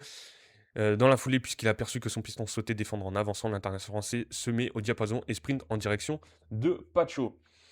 Une étreinte incessante en première période. Vitinha, Zahir Emery et Neves étaient eux constamment sous pression, marqués à la culotte par leur homologue ce mercredi soir. Mamadou Koulibaly, Lamine Camara et Aladji Bamba. Là où certaines équipes font le choix de se passer les joueurs parisiens pour répondre à leur incessante permutation, Pocognoli avait demandé à son trio de ne quasiment jamais desserrer l'étreinte. Donc au lieu de switcher, comme on voit un peu... bon là, ça va être une comparaison basket un peu farfelue, mais vous connaissez les switches en NBA où chacun change, chaque défenseur change de joueur en fonction des mouvements. Euh, Là, c'est plutôt l'inverse. Au final, le Paris Saint-Germain, un joueur bouge, le monégasque le suit, même s'il y a des permutations, tout ça, les joueurs restent au marquage sur le même joueur. Voilà, pour expliquer un peu vulgairement. Donc pour que cela fonctionne, encore fallait-il que des espaces ne puissent être trouvés ailleurs. Pour éviter cela, les pistons de l'ASM avaient reçu pour consigne d'aller chercher les latéraux du PSG, tandis que le duo Folarin Balogun-Akliouche s'occupait de la charnière centrale parisienne. Autrement dit, c'était une affaire de 1 pour 1 un peu partout sur le terrain. Donc c'est ce qu'on disait. Contre cette version du tenant du titre, celle qui compose actuellement, sans Ousmane Dembélé ni Fabien Ruiz, et avec un Vitinha qui tire la langue, cela a longtemps fonctionné. On voit les pressings mutuels, donc là le terrain est espacé. Balogun qui va presser sur Marquinhos, Akiliouche qui va presser sur Pacho, Vanderson sur Nuno Mendes et Caio Henrique sur Achraf Hakimi. Et on a les milieux de terrain, on a dit en 1 contre 1, que ça soit Koulibaly, Lamine Camara ou Bamba qui presse sur Warren Zaïre-Emery, Joao Neves et Vitinha évidemment. Donc sur cette image captée en début de match, on perçoit assez clairement les intentions qui animaient les visiteurs. On constate notamment que 3 milieux monégasques sont chargés de surveiller le trio Vitinha, Zaïre-Emery, Neves. Que les latéraux du PSG sont eux chassés par les pistons et que la charnière parisienne est destinée à être pressée par Akiliouche et Balogun. Donc voilà, là on a un petit graphique hein, de Monaco sur la position moyenne. On voit qu'ils sont tous très hauts sur le terrain. Là le 16, il me semble que c'est Balogun. Hein. Non, Balogun il est à le 9, donc je sais pas exactement qui c'est. Mais je suis un fou, c'est dans l'autre sens. Donc voilà, ça se resserre vraiment sur ce milieu de terrain. Hein. Le 16 c'est Philippe Cohn. Et donc on a à peu près tous les joueurs monégasques sur la ligne médiane. Sur cette carte des positions moyennes des joueurs du Rocher, on constate que Koulibaly n'a pas hésité à aller chercher Vitinha très haut.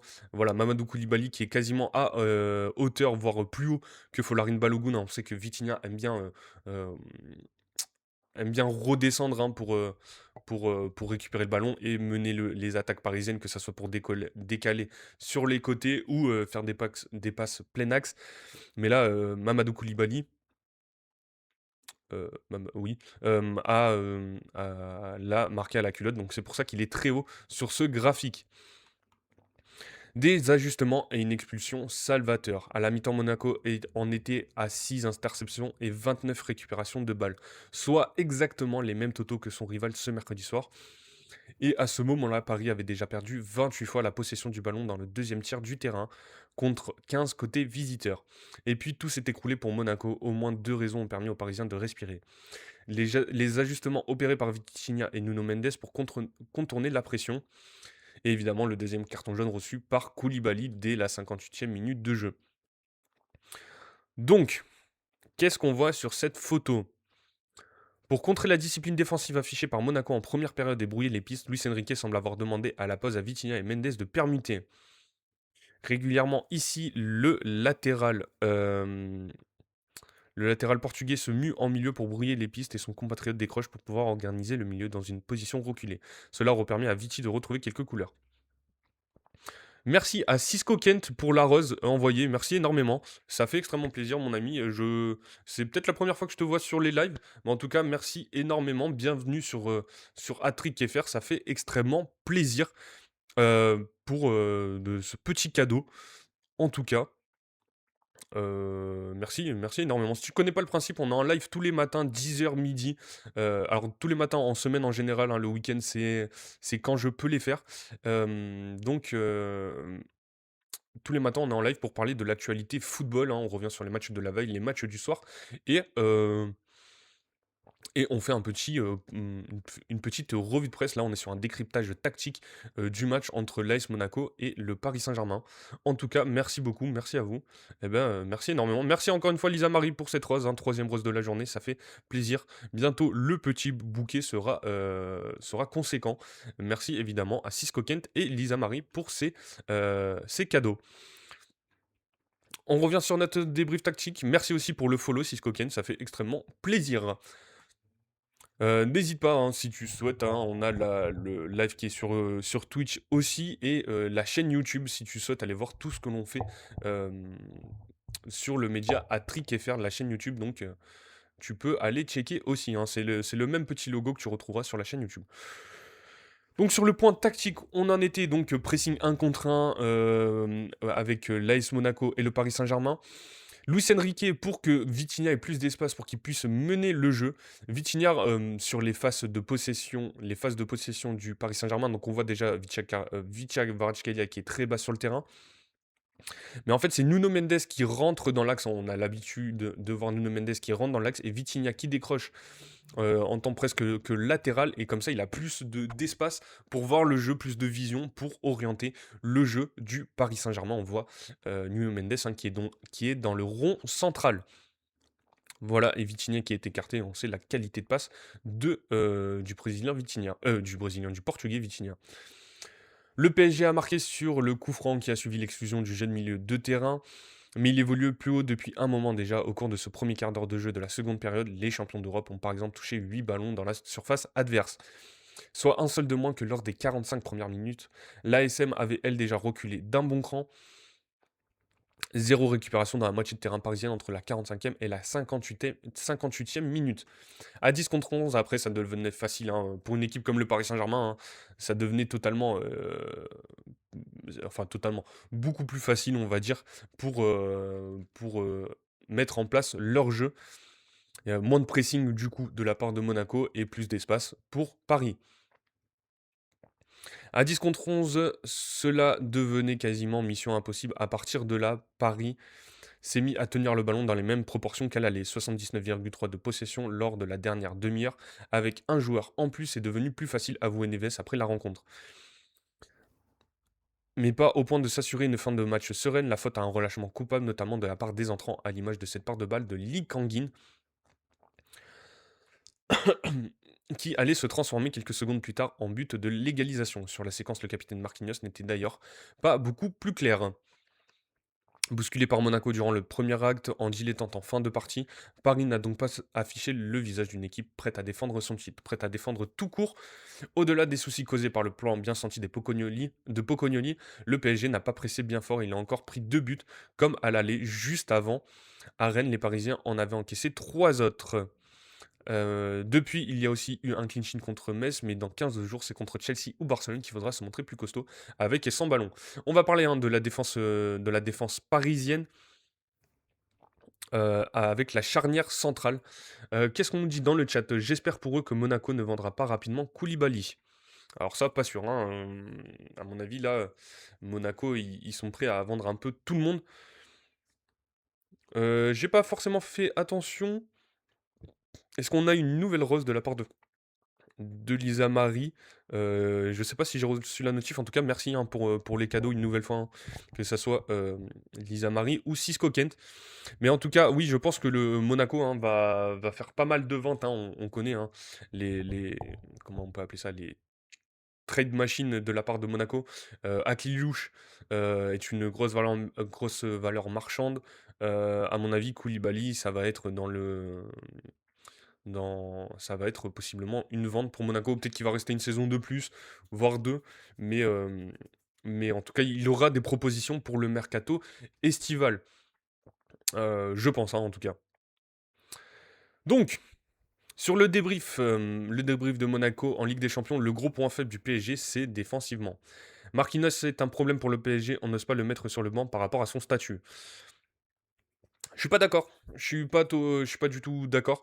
Marquinhos, alors, il y a eu des fébrilités défensives. On sait qu'il en a certaines aussi.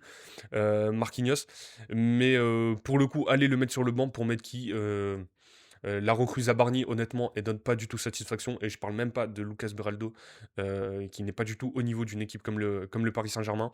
Même Pacho, hein. Pacho, c'est pas le rock que l'on a vu la saison dernière, totalement. Hein. Et y a pas, c'est pas que Marquinhos le défaut de cette équipe parisienne. Bon, Achraf Hakimi, il est capable de mieux défendre que les années précédentes. Hein, il fait énormément d'efforts aussi. Mais en fait, il y a un coup physique, je pense, de la part du Paris Saint-Germain. Et tous les joueurs ne sont plus capables de faire les mêmes efforts défensifs. Que ça soit au milieu de terrain, on parlait de Vitinha hier. Ils en parlent aussi dans l'article, que ce soit Vitinha, Achraf Hakimi. Donc du coup, il a pris un coup physiquement. Il a joué la canne blessé. On le rappelle, le Paris Saint-Germain n'a pas eu forcément de préparation. Qu'est-ce que l'on a aussi? Nuno Mendes, alors il s'est amélioré défensivement, il est quand même toujours capable de certains errements défensifs. Et du coup, Marquinhos, hein, qui commence à faire son âge aussi, hem, a, a plutôt, a eu un coup de est capable d'être fébrile aussi. Donc, je pense que c'est plus un travail global de la part du Paris Saint-Germain que vraiment remettre la faute sur, un Marquinhos ou un autre joueur en particulier. Donc, l'ancien attaquant parisien et monégasque Michael Madar reconnaît que le PSG a frisé la correctionnelle mercredi soir contre Monaco dans une rencontre où il a eu du mal à mettre sa patte. Alors, je ne sais même pas qui c'est Michael Madar exactement. On va voir ce que nous dit. Comme à l'aller, Monaco a encore signé une entame impressionnante. Vous attendiez-vous à ce qu'il contrarie ainsi le PSG? Bon, c'est une interview en fait pour que un ancien joueur décrypte la défense de Monaco. Alors, est-ce qu'on va lire les premières questions? On va voir si c'est plutôt intéressant. Euh, Alors, comme à l'aller, Monaco a encore signé une entame impressionnante. Vous attendiez-vous à ce qu'il contrarie ainsi le PSG? Ah non, ce n'est pas le match auquel on s'attendait. Je pensais que Monaco allait se recroqueviller, rester derrière et essayer de les prendre en contre. C'est bien ce qui s'est passé, mais si Paris a eu le monopole du ballon, il n'en faisait pas grand-chose. Il jouait à 2 à l'heure, ce n'est pas un grand pari. Monaco a su saisir sa chance sur la première mi-temps, sur la première période. Son avantage était clairement mérité. Est-ce dû à l'apathie des Parisiens au 3-5-2 de Sébastien Poccolioni qui a privé le PSG d'espace, ses attaquants de ballon? Hem, c'est plus une question d'envie, le fait d'affronter une équipe française. Le PSG se dit peut-être que ça va être plus facile. Je le sens moins à bloc. Il y a un manque de fraîcheur, une fatigue physique s'est installée dans cette équipe. Quoi qu'on dise, ce qui a fait sa force la saison dernière, c'est son pressing de tous les instants. C'était des morts de faim. Là, quand tu attaques le match, ça tergiverse beaucoup. Quand tu te crées ta première occasion cadrée à la 50e minute, ça veut tout dire. On est fin février, hein, et le PSG a l'air totalement cramé, hein, c'est ce que dit Michael Madar, hein. On a aussi fait l'analyse, hein. Peu importe n'importe quel joueur, ils ont l'air tous vraiment très très fatigués. On le rappelle, ils jouent énormément de matchs, les Parisiens cette saison, comme sur la saison précédente, hein. Cette Coupe du Monde des clubs leur a fait beaucoup de mal et du coup, il y a une vraie baisse physique. euh, et, euh, et même si, Luis Enrique essaye de gérer les temps de jeu, c'est extrêmement compliqué et ça va être très, très long pour cette fin de saison. À part s'ils ont vraiment ce regain d'énergie, un déclic, quelque chose, je sais pas, je pense que ça va être, compliqué pour la fin de saison du Paris Saint-Germain, du moins en Ligue des Champions. Mais comme à Louis II aussi, Monaco s'est tiré une balle dans le pied au retour des vestiaires avec le second avertissement de Mamadou Koulibaly. Est-ce le tournant du match? C'est différent, à Louis II, il y avait 2-2 au moment de l'expulsion de Golovin. Là, au moment du carton rouge, le PSG est mené 1-0 et n'a pas trop de solutions, même s'il a mieux débuté la seconde période en mettant du rythme et en se créant quelques situations. Je ne sais pas comment ça aurait tourné à 11 contre 11, mais bon, le fait est que Koulibaly a plombé son équipe. Quand je vois la réaction de Poconili, tu as de quoi être désespéré. Tu as à 35 mètres de ton but, le joueur est dos au but. Même si ça ne mérite peut-être pas le carton, tu ne peux pas faire une faute comme ça. Tu sanctionnes ton équipe après le match est fini. Dommage pour eux car c'était le bon moment pour prendre Paris. Malheureusement pour lui, Monaco a mal géré ces deux matchs. Tu mets 4 buts aux champions d'Europe et tu es éliminé à cause de faits de jeu, mais pas anodin car ça se produit sur les deux matchs. Paris a l'expérience, il crée des situations de jeu qui font que ça provoque des fautes. C'est ce qu'on disait aussi, hein. Hem, non, il perdait 1-0.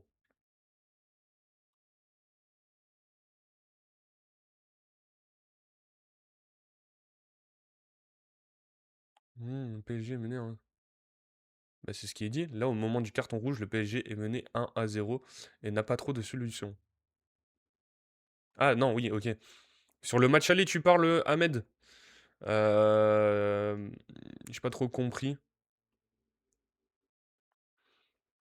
Mais en tout cas, Monaco c'est ce que je disais tout à l'heure, a tendance à se tirer une balle dans le pied.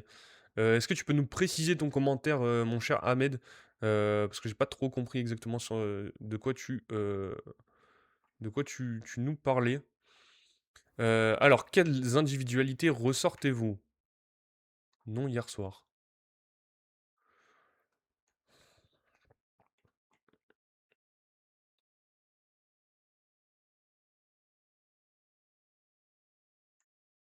OK, OK. Quelles individualités ressortez-vous? Même s'il y avait un joueur à ressortir, ça serait Aklilouche en première mi-temps, il leur a fait mal, mais en deuxième, il est fantomatique. En fait, il n'y a aucun joueur à ressortir sur ce match-là, ce n'était pas le match de l'année. Que retenez-vous du match du PSG?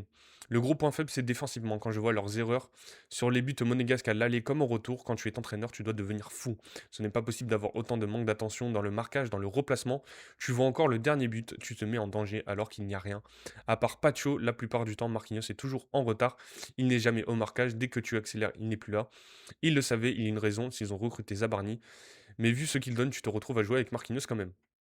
Exactement ce qu'on disait. Marquinhos, il fait un mauvais match, hein, ça c'est clair. Mais bon, je pense qu'il y a des retards dans toute la défense parisienne. Je pense qu'il cible un peu Marquinhos sur le match, mais je suis pas sûr que ça soit lui le principal fautif. Et Zabarni n'est pas du tout capable de tenir ce rôle en ce moment. Faut-il s'inquiéter pour la suite de la compétition que le PSG ait eu autant de mal à jouer sur les deux rencontres à 11 contre 11? Je pense oui, tu n'as pas retrouvé ton niveau, tu as des joueurs pas en forme, tu as encore des blessés et les équipes te connaissent. En première, Monaco bloquait les deux côtés Hakimi Mendes quand il n'arrive pas à créer le surnom, tu as moins de solutions. Ils ont fait un marquage presque individuel quand je vois le nombre de matchs perdus et de buts qu'ils prennent, ils ont peut-être un peu moins les crocs car tu as tout gagné ou tu viens en terrain conquis. Ce soir, ils ont eu chaud. On verra si c'est vraiment ça, hein, qui sont en terrain conquis, ces Parisiens. On verra aussi si Luis Enrique leur met un peu un coup de pied aux fesses, pour la suite de la compétition et que le Paris Saint-Germain se remette dans le droit chemin. Du coup, on va parler de cette charnière centrale du Paris Saint-Germain, une porosité des questions pour la charnière Marquinhos-Pacho après la qualification étriquée du PSG face à Monaco. Un article d'Hugo Delhomme, hein. Déjà en souffrance à l'aller comme globalement sur ces dernières semaines, la charnière du PSG a de nouveau failli mercredi face à Monaco en play-off, retour de Ligue des Champions. Oui, le Brésilien a marqué, mais la question de son avenir à Paris doit se poser. Depuis 12 ans, Marquinhos connaît trop ces fantômes-là. Alors mercredi soir, quand dans le temps additionnel, Woodface a expédié sa tête juste à côté du but parisien, le Brésilien a hurlé. Une dernière fois de douleur comme de soulagement. Le capitaine parisien se souviendra sans doute longtemps de son 115e match de Ligue des Champions et de la souffrance accumulée ce 12 soir de février face à Monaco. On en parlait en plus, il me semble que c'était la semaine dernière ou il y a 2 semaines peut-être, possiblement le départ, hein, d'un Marquinhos, du côté du Paris Saint-Germain, que ce soit en fin de saison ou dans un an ou 2. Petit à petit, on parle, du départ de la légende Marquinhos au Paris Saint-Germain. Les flashs de son but libérateur à la suite d'un centre de Désiré Doué reviendront sans doute, mais il y aura aussi le reste et cette impression amère d'avoir passé 90 minutes dans une lessiveuse. Rarement sous l'ère Luis Enrique, on avait senti à ce point de la fébrilité dans l'animation défensive parisienne, car imputer l'entière responsabilité à Marquinhos aurait quelque chose d'injuste. Entre une première ligne de pression inefficace, un milieu à l'exception de Joao Neves inopérant et un William Pacho parfois inquiétant, on est d'accord, les responsabilités sont largement partagées. Luis Enrique évoquait mardi en parlant de son groupe l'une des équipes qui défend le mieux. Là, il ment. En tout cas, récemment. Récemment. Ces temps-ci, l'équipe peut certes s'améliorer défensivement, mais je suis content de la manière dont on défend, dont on presse ensemble, avait ajouté l'Espagnol depuis 15 jours entre Rennes, 3 buts encaissés et Monaco 4 en 2 matchs. On n'a rien vu de tout ça. Première zone de turbulence pour Pacho. À l'aller comme au retour, Folarin Balogun s'est mué en un Adriano époque Inter Milan et s'est amusé de la charnière parisienne. La manière en première mi-temps notamment dont l'Américain a tourmenté la paire Marquinhos-Pacho est à montrer dans les écoles d'attaquants. Dos au but, en rupture, comme sur l'action qui mène son lob astucieux, l'ex-Rémo a presque fait passer le duo champion d'Europe pour des enfants. C'est ce qu'on disait, hein, de Folarin Balogun, hein, sur pareil, un autre article tactique. Folarin Balogun, hein, faut pas tout lui enlever, il rate pas mal de choses devant les cages, mais il fait très mal aux défenseurs, il pèse, hein, sur des défenses, que ça soit, comme on disait, en profondeur, son physique aussi, il fait assez mal aux défenses, et donc il est capable de d'embêter les défenses adverses, que ça soit cette fois-ci la défense parisienne, et ça laisse des espaces pour les autres joueurs aussi. En tout cas, merci pour les likes que je vois, hein. Bulbe a aimé le live. Salut mon cher Bulbe. J'ai vu qu'il y avait aussi le frérot Gilles de Corse qui était présent. Salut à vous deux sur ce live. Merci énormément. On a passé les 4000 likes sur le live. On continue. Le Brésilien, donc Marquinhos, en initiant quelques relances ou en coupant quelques transitions, a bien tenté de réagir en vain. Sur le premier but, le capitaine veut être partout et finalement nulle part. Et Pacho est d'une naïveté étonnante en voulant suivre Balogun. Cette action dit tout d'une animation défensive brouillonne et totalement déboussolée par les décrochages de Martinez Aquilouche sur lesquels Marquis s'est perdu. Zabarni a trop peu montré, Beraldo préfère se friter avec un jeune attaquant du centre de formation à l'entraînement. Là aussi, on en a parlé quand même. Le Brésilien, 32 ans en mai, n'a aujourd'hui pas les capacités athlétiques de suivre aussi haut les attaquants. Pas ou plus hein, les capacités athlétiques. La façon dont l'énergique Simon Adingra l'a déposé sur le deuxième but l'a illustré. Il faut poser rapidement la question de son avenir à Paris dès l'été prochain, sans doute. Marquis, légende du club, méritait vraiment mieux qu'une sortie dans la souffrance. Pacho n'a pas encore le statut d'icône de son coéquipier, mais après une première saison exceptionnelle, l'ex-joueur de Francfort traverse sa première zone de turbulence.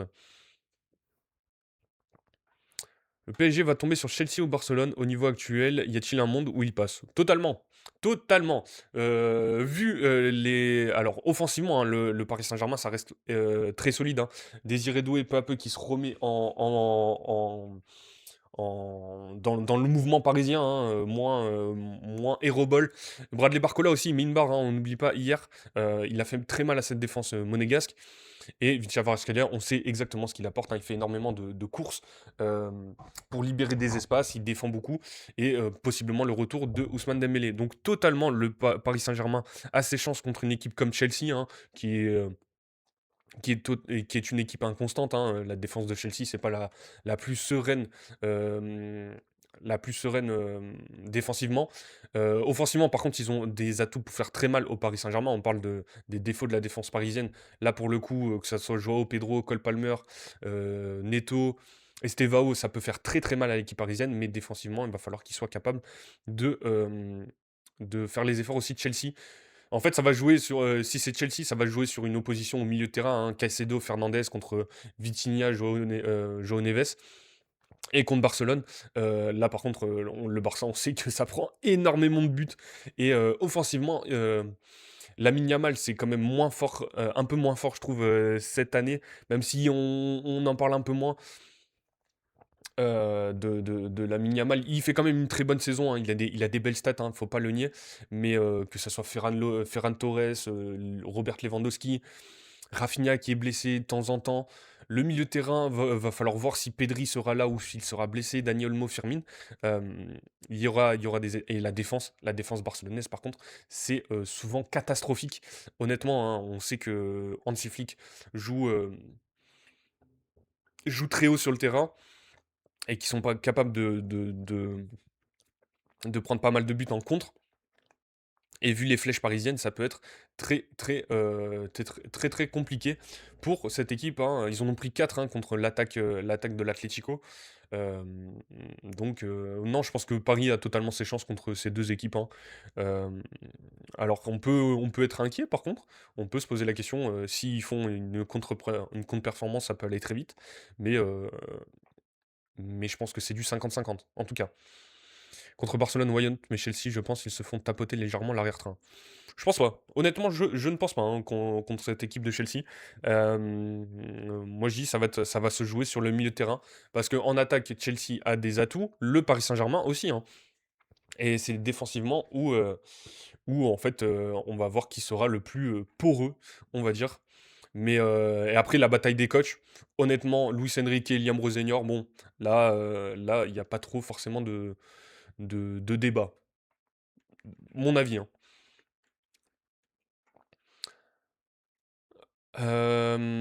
Donc on disait, Avant mercredi soir, des signaux apparaissaient, pas préoccupants, mais des placements douteux, des interventions moins franches et une impression globale d'une domination moins nette.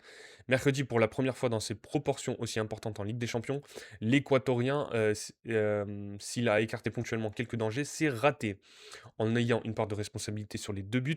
Pour Luis Enrique, la question de sa charnière ne se posera pas à court terme. Ilias Zabarni a trop peu montré depuis son arrivée pour apparaître comme une alternative. Et au-delà de son niveau, Lucas Beraldo préfère en ce moment se friter avec un jeune attaquant du centre de formation à l'entraînement que de montrer qu'il peut être un candidat crédible au poste. Il n'a jamais été crédible au poste de défenseur central Lucas Beraldo. Là, pour le coup, on peut mettre des mots forts sur lui. Je ne sais pas lesquels, je vous laisse le dire dans le chat. Mais Lucas Beraldo n'a rien à faire au Paris Saint-Germain. Et Ilias Zabarni, on va aller lui laisser du temps, peut-être une saison d'acclimatation, mais pareil, j'ai quand même beaucoup de doutes. Paris va donc devoir nourrir son rêve de deuxième titre européen avec une charnière Marquinhos-Pacho, mais il faudra retrouver celle du printemps 2025, sinon. Euh, voilà, c'est alors un pseudo là dans les commentaires de l'article, Nasser Al-Khelaifi, le problème n'est pas la charrière, mais tout le système défensif. On ne défend plus en équipe comme la saison dernière, ou même au début de cette saison. Euh, les latéraux courent plus pour attaquer. Wow, putain, l'orthographe des fois. Nos latéraux courent plus pour attaquer que de défendre. L'équipe tire la langue. Perso, je m'attends pas à grand chose en LDC. Le championnat doit être la priorité car c'est le minimum PSG. Bon, là, je suis pas trop d'accord sur la dernière phrase, mais sachant que le Paris Saint-Germain n'a plus de Coupe de France, donc ils peuvent se focus vraiment sur cette Ligue des Champions. Et je pense que peut-être, alors, ou fraîcheur physique, donc faire énormément tourner en Ligue 1, sachant que on va peut-être checker leur calendrier à Paris. Je crois qu'ils rejouent Monaco bientôt, hein, euh, cette équipe du Paris Saint-Germain. Donc là, cette semaine, ils vont jouer Le Havre.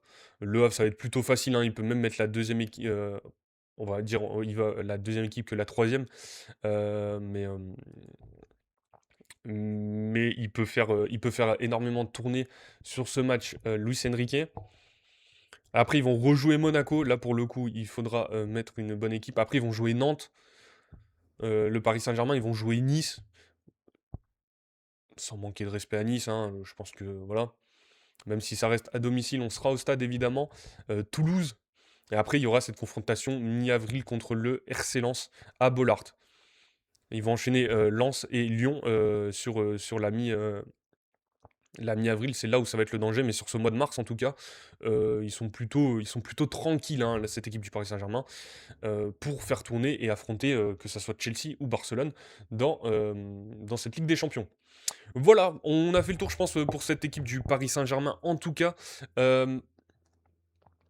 cette équipe du Paris Saint-Germain et l'AS Monaco, on verra la suite, hein, je le rappelle, les tirages vendredi. On va aller quand même sur ce petit résumé du match entre le Real Madrid et Benfica. Euh, le Real Madrid contre Benfica, victoire 2-1. On sait que c'est un Real Madrid pas convaincant cette saison. Éviction de Xabi Alonso, Alvaro Arbeloa ne rassure pas forcément. Et donc, on va voir ce qui a été. J'ai pas forcément vu le résumé du match, je sais pas si vous l'avez vu. Et il y aura aussi une histoire, hein, alors il y a pas mal d'extra sportifs sur cette double confrontation. euh, sur cette double confrontation entre Benfica et le Real Madrid. Donc ça, Mbappé, mais avec Tchouaméni et Vinicius buteur, le Real Madrid s'en sort contre Benfica et rejoint les huitièmes de finale. Alors, qu'est-ce que nous dit Alvaro Arbeloa sur ce match, sur cet après-match contre Benfica? Alors, je vais essayer de mettre un peu de son et je vais essayer de vous faire la traduction dans un espagnol parfait évidemment. Hop, hop, comme ça, vous avez ma petite voix. Normalement, ça devrait être bon. Alors, Alvaro Arbeloa. Hier, il a dû quitter l'entraînement et il est vrai que les autres jours, il ressentait une gêne et nous avons décidé qu'il devait jouer. Alors, je sais pas de qui il parle par contre. Après la séance d'hier, nous avons discuté avec les médecins. J'ai discuté avec lui et nous avons estimé que le mieux et qu'il s'arrête, qu'il se rétablisse à 100%, qu'il revienne. Donc on parle de Kylian Mbappé, hein, en pleine confiance et sans gêne pour tout ce qui va suivre. Ce qui est évidemment très important. Et à partir de maintenant, nous attendons. Nous verrons si c'est une question de jour. Nous espérons que ça ne durera pas trop longtemps. Mais là, cela prendra. Oh là là là là. Pardon pour le bégaiement. Pardon pour le bégaiement. Euh, Prendra le temps qu'il faudra pour que Mbappé retrouve cette confiance et que la gêne disparaisse. Voilà. Donc, bon, là, c'était juste en fait sur Kylian Mbappé et sa situation. Il devait démarrer hier soir. Au final, il n'a pas démarré. Ils ont pris aucun risque du côté du Real pour la suite de la saison. En tout cas, désolé pour ce bégaiement catastrophique. Hop là. Voilà, fermez cela. Hop. Donc, loin d'être brillant sur la pelouse, le Real Madrid s'est comme à l'aller imposé contre Benfica. Les buts d'Aurélien Tchouaméni et Vinicius Junior ont assuré la qualification du club espagnol en huitième de finale de la Ligue des Champions. Article de Timothée Thomas Collignon, hein. Cette fois, le sportif a pris le dessus une semaine après l'affaire Prestiani Vinicius, qui a longuement et sans doute à raison fait jaser dans le monde entier. Le playoff retour entre le Real Madrid et Benfica s'est déroulé plus calmement si l'on écarte les affrontements entre policiers et supporters lisboètes qui ont eu lieu aux abords de Santiago Bernabéu pendant l'avant-match et des saluts nazis observés en marge de la rencontre dans les rues madrilènes. Mais vraiment, si on écarte ça, tout s'est bien passé dans ce match. Les deux équipes ont livré une explication en bonne et due forme sur le terrain, alors que le Real Madrid pouvait se contenter d'un match nul pour rejoindre les huitièmes de finale et affronter au tour suivant Manchester City ou le Sporting Portugal. Le tirage au sort aura lieu ce vendredi à midi. Mais les Madrilènes privés de Kylian Mbappé au repos forcé n'ont pas vraiment rassuré malgré la victoire. Rapidement, Rafa Silva a remis les compteurs à zéro dans la double confrontation en reprenant un ballon mal repoussé par Thibaut Courtois après une déviation hasardeuse de Raúl Asensio. On va voir le but d'Aurélien Tchouaméni après 16 minutes de jeu contre Benfica. N'hésitez pas à aller sur Twitch pour ceux qui souhaitent le voir, hein.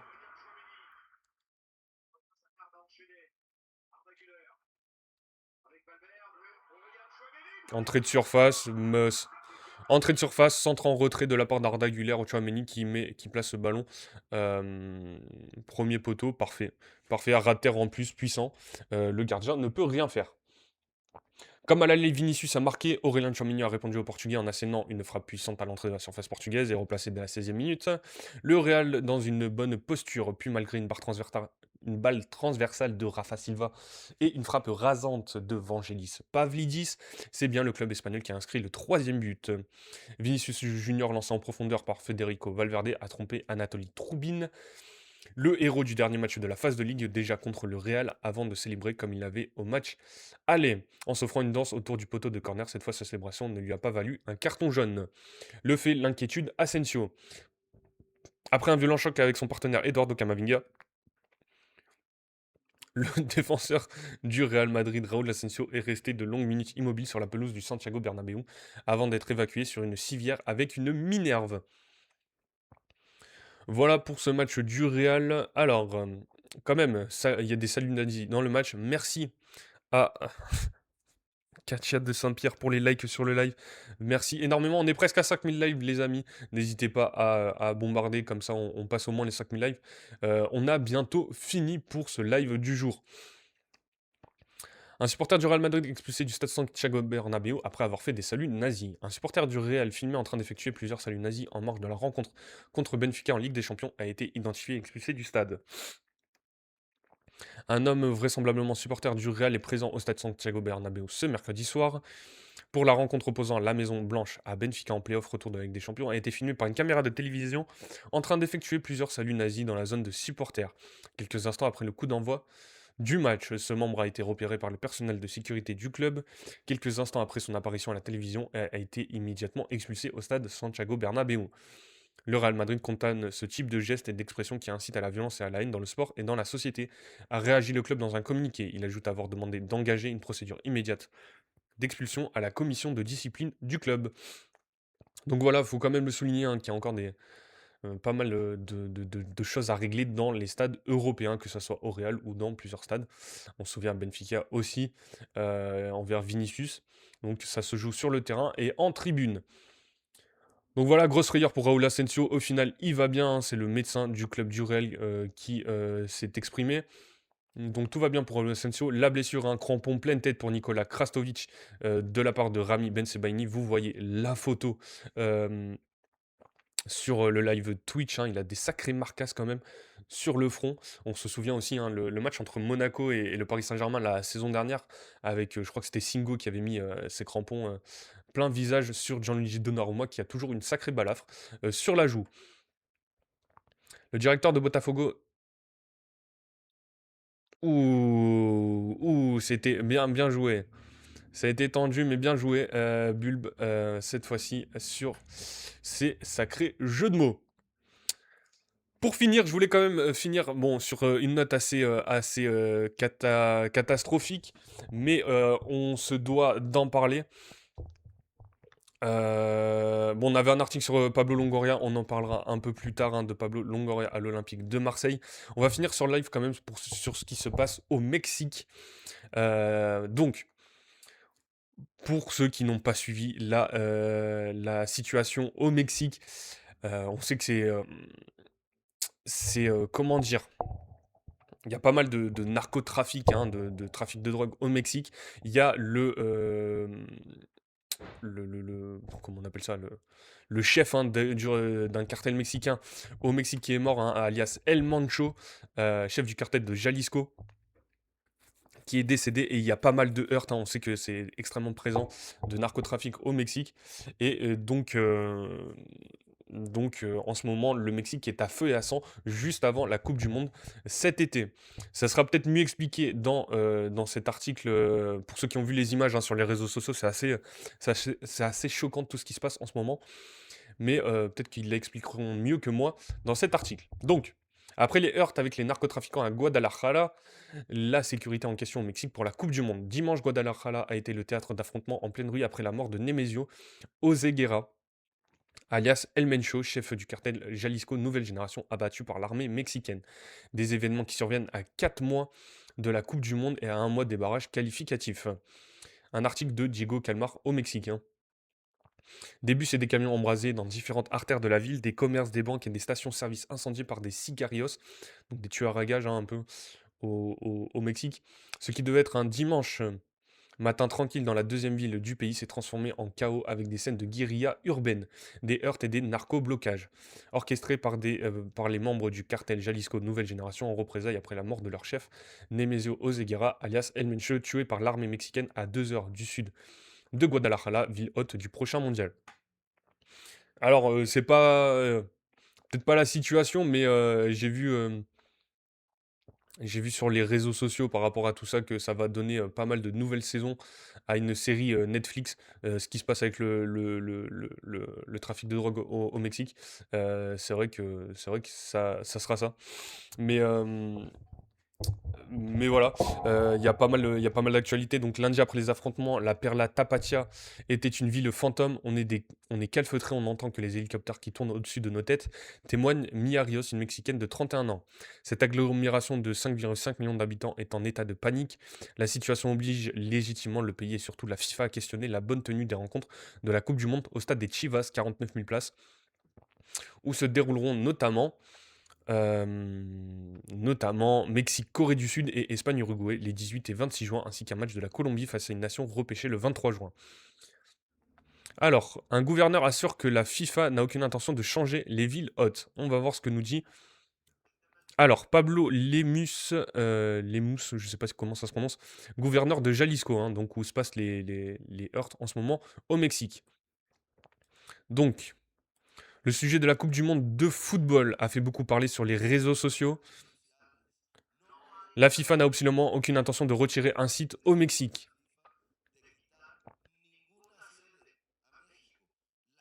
Les 3 villes hôtes restent inchangées. De plus, samedi prochain, attention, samedi prochain, au stade Akron, la FIFA présentera le trophée qui sera en visite dans l'état du Jalisco. Bizarre, bizarre quand même ce qui se passe. La situation inquiète d'autant plus que la capitale du Jalisco, qui a accueilli la quart de finale entre la France et le Brésil, lors du mondial 1986, reçoit dans un mois 2 matchs de barrage de qualification, Nouvelle-Calédonie et Jamaïque le 26 mars, puis le vainqueur de cette rencontre qui sera opposé à la République démocratique du Congo pour le billet qualificatif à la phase finale de la compétition. Pour garantir la sécurité, le ministère de la Défense a envoyé 10 000 militaires dans la région. Dimanche, 4 matchs de championnat féminin et masculin ont été reportés. Il me semble qu'il y a Eugénie Le Sommer aussi, hein, qui joue au Mexique, l'ancienne joueuse de l'Olympique Lyonnais, la joueuse française qui joue au Mexique en ce moment, hein. Le même après-midi, une scène surréaliste a eu lieu lors de Nexaca Querétaro. Les joueuses sont allées se réfugier en courant dans les vestiaires alors que le ballon était en jeu après avoir entendu des coups de feu aux abords de l'enceinte. Des tirs démentis par la fédération. Pour le moment, le match amical du Mexique contre l'Islande ce mercredi à Querétaro est maintenu alors que le cartel Jalisco a augmenté sa présence dans cette région située à environ 350 km de Guadalajara. Nul doute que Javier Aguirre, le sectionnaire d'El Tri, sera questionné sur la question d'alerte que vit le pays. Dans une note publiée dimanche, le ministère de l'Europe et des Affaires étrangères appelle les ressortissants français présents dans l'état du Jalisco à faire preuve de la plus grande prudence et à rester confinés. Ce qui pose la question de l'accueil des touristes. Il est difficile de garantir que le Mexique sera un pays sûr durant la Coupe du Monde, soupire David Saucedo, consultant en sécurité contre le crime organisé. Vers une trêve mondialiste. Pour Ederba Yuelo, directeur du magazine de foot Ballon-Pied, les touristes n'ont aucune raison d'aller dans des régions dangereuses et les autorités vont renforcer les alentours du stade et des autres villes mondialistes. Il est aussi très probable qu'il y ait des accords avec les cartels pour qu'il n'y ait aucune violence durant les rencontres. En effet, les organisations criminelles qui contrôlent de nombreux pans de l'économie, trafic de carburant, raquettes de petits commerces, n'ont aucun intérêt à s'en prendre aux touristes et à nuire à un événement aussi lucratif qu'une Coupe du Monde. Il pourrait donc se créer une trêve mondialiste à l'approche de l'événement. Mais pour l'image, il est peut-être trop tard, le monde risque de retenir du Mexique les scènes d'un pays sous le siège d'un des cartels les plus puissants du globe. Ouais, pas très rassurant quand même ce dernier paragraphe. Que dire? Honnêtement, on va pas jouer les comment dire? Les pessimistes, hein, mais c'est bon, c'est pas des choses que l'on veut lire forcément. Donc on verra ce qui se passera à l'approche de cette Coupe du Monde euh, au Mexique, aux États-Unis et au Canada. Voilà, on va se laisser là pour aujourd'hui. Il est midi, hein, on a fait 2 bonnes heures. Donc merci à tous d'avoir été présents, à Lisa Marie, à Cisco Kent, à Bulbe, à Gilles de Paris et Gilles de Corse et Katia de Saint-Pierre. Euh, à tous ceux qui étaient présents, à Ahmed aussi, hein, qui nous a lâché 2-3 commentaires. 2-3 commentaires, voilà. À Igo aussi, que j'ai vu passer sur le live. Merci à tous. On se laisse pour aujourd'hui. Passer un bon appétit. Une bonne fin de journée, force à ceux qui sont au travail. Et on se retrouve demain, à 10h midi, pour ces lives sur TikTok et sur Twitch. Passez une bonne fin de journée à tous. À demain, les amis. Ciao, ciao.